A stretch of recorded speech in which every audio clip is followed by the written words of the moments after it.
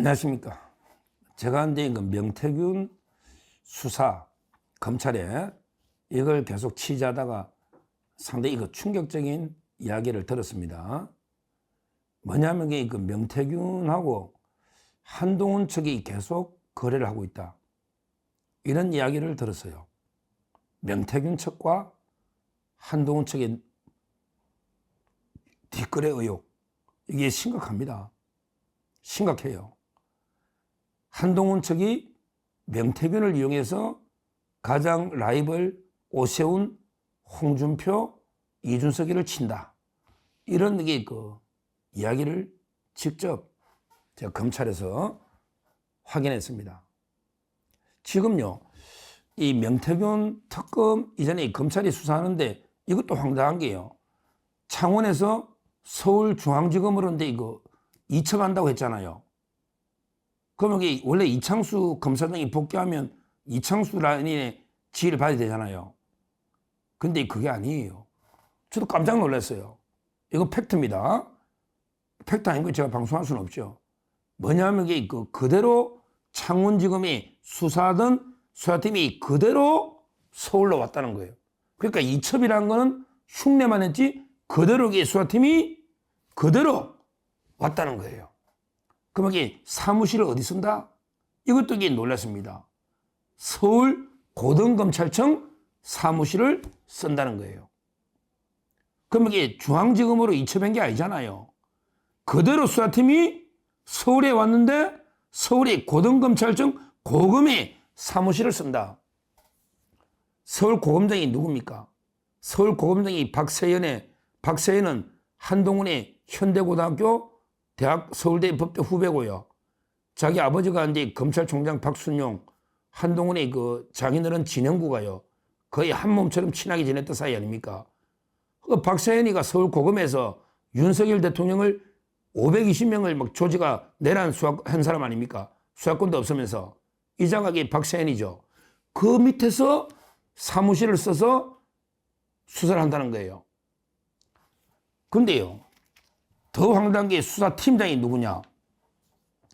수사팀장이 그대로 부산에 원래 팀장하던, 창원에서 팀장하던 그 사람이 그대로 수사팀이 왔다.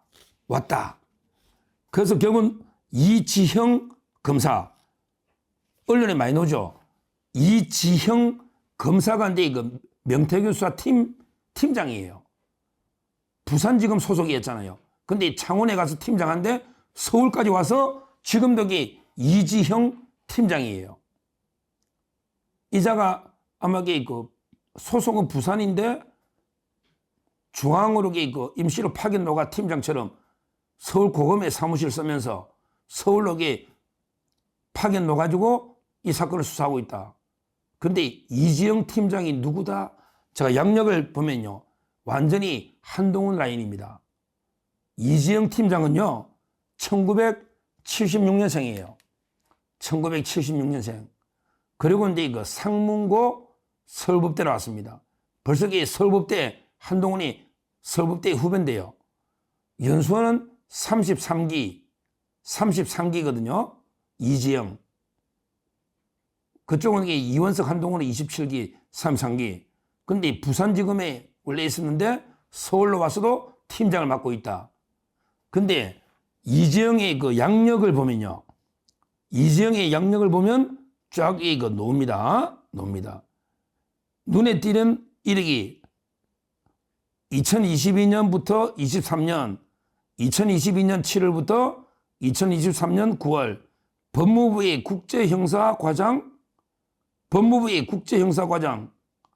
그리고 나서 이제 중앙지검의 국제범죄수사부의 부장검사 돼 있는데, 한동훈이가 이제 장관할 때 그 밑에 법무부에 과장을 했다. 그러면 이게 얼마나 친한지 아시겠죠? 법무부의 과장 자리가 몇 개 됩니까? 한동훈이가 법무부 장관할 때 그 밑에 법무부의 국제형사과장 요직입니다. 이 사람이 이지영 검사다. 그러니까 한동훈 라인의 핵심으로 분류되는 이런 검사입니다.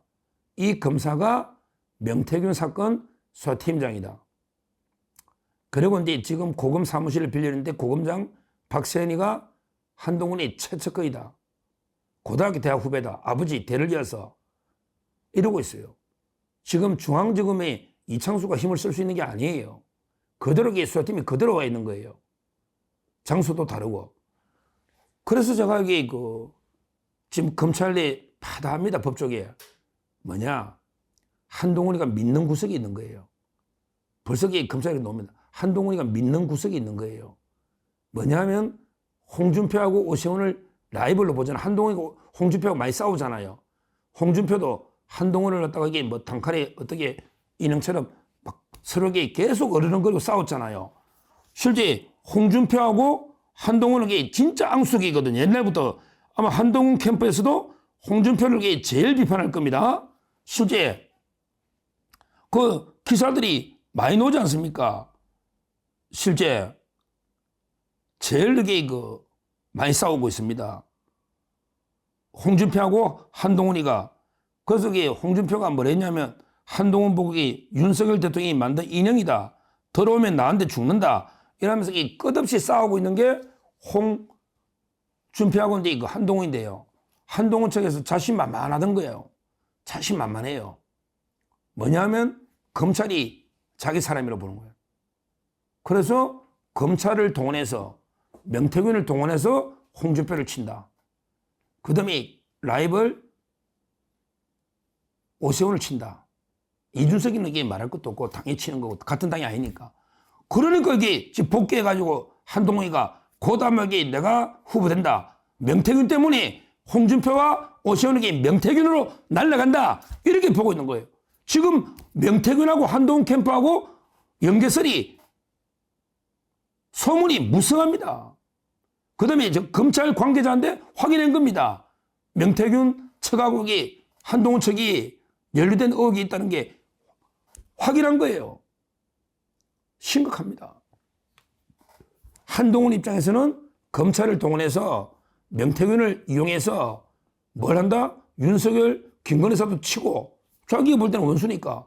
그 다음에 홍준표, 오세훈, 이준석도 치고 이러면 명태균을 내가 정리한다. 이래 보는 거예요. 실제요. 실제 우리 김종혁, 심지어 한동훈 측의 참모들 이야기 들어보면요. 이런 얘기 하잖아. 다음 대선은 이런 얘기 했죠. 그때 한동훈하고 김문수 싸움이다. 경선이. 한동훈과 김문수 싸움이다. 이런 이야기를 해요. 그러면서 어떻게 친다? 김문수는 자유통일당 정강훈당이다. 김문수는 자통당이다. 자유통일 정강훈 앞잡이다. 이래가지고 몰아내고 그러면 내가 당의 대선주자가 되면 이재명 찍을래? 내 찍을래? 이재명 찍을래? 내 찍을래? 이러면 된다. 이렇게 보고 있는 거예요. 한동훈이가. 그러니까 내가 대통령 되면 3년만 할게. 나 개헌하고 3년만 할게. 이러고 있잖아요.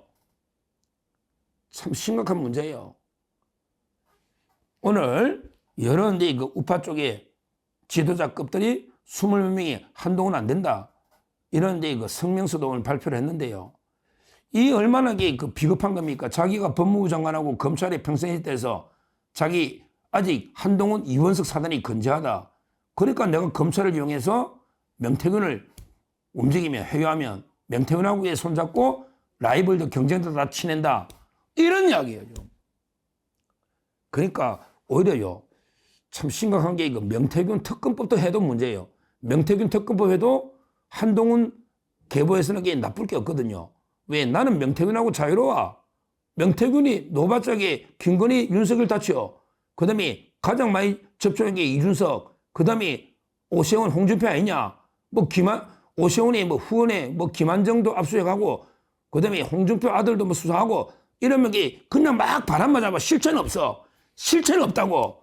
저거는 명태균 이야기할 때 했잖아. 실체는 없어. 그냥 막 가짜뉴스 괴담으로 막 퍼뜨리면 일반인들이 볼 때 관심이 있나? 저 홍준표하고 명태균이 관계 있나? 오세훈은 관계 있나? 이렇게 가짜뉴스를 퍼뜨린다고요.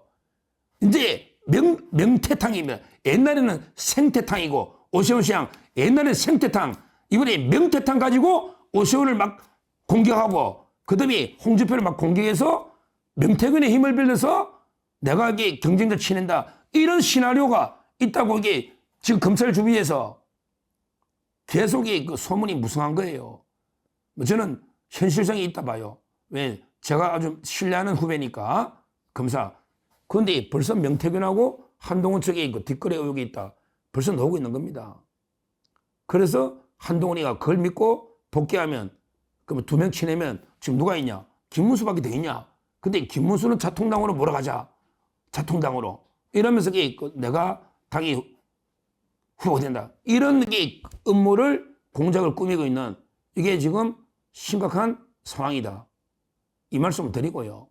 우리가 검찰이 사유화되면 안 되잖아. 검찰이 한동훈 사단은 아니잖아요. 아니잖아요. 하여튼 민주당은 특검을 만들어가지고 또 이게 우파 주자 죽이려고 하고 명태균 특검. 그 다음에 한동훈은 뭐 특검해도 좋은데 특검하면 이게 너무 눈에 보이잖아요. 그러니까 차라리 눈에 안 보이게 검찰이 잘해주고 있는데 검찰이 알아서 더 특검보다 예리하게 홍준표하고 오세훈을 치줄 텐데 뭐 말라고 이게 특검하냐. 그건 이렇게 볼 수 있는 거예요. 그래서 명태균 특검법에 김상욱이 혼자 찬성을 하고 일단 외관상 그래요. 근데 앞으로 이게 어떻게 될지 무기명 투표로 가면 이게 또 어떻게 될지 무기명 투표로 거부권 해가지고 무기명 투표하면 과연 이게 이탈표가 몇 표가 나올지 한동훈 계보에서 이게 특검 명태균 특검 받아버리면 그러면 이게 오세훈 홍준표는 죽는 게 아니냐 이런 게 무시무시한 업무를 꾸미고 있는 이런 심각한 상황이다. 이걸 제가 단독으로 검찰에 취재를 해서 말씀드리고요. 지금 이게 검찰이 뭐 하는 짓인지 모르겠어요. 중앙지검으로 이첩한다 해놓고 수사팀은 그대로 와서 서울고검의 사무실을 빌려서 쓰고 있다.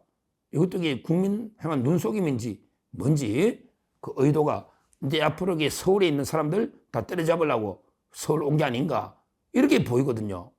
이렇게 보인다고. 그럼 검찰 입장에서는 완전히 그 한동훈을 옹립할 수 있는 이런 데 그 심각한 지금 문제가 있다.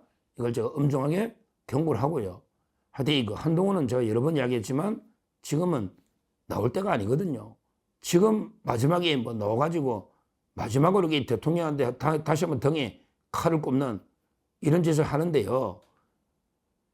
지금 비호감도 조사 봤죠. MBS 제가 소개했지 않습니까? 4개 여론조사 기관이 한 비호감도가 압도적 1위가 한동훈입니다. 우리 보수청에서만 75%가 한동훈 함에게 7을 떨어요. 국민의힘에도 72%가.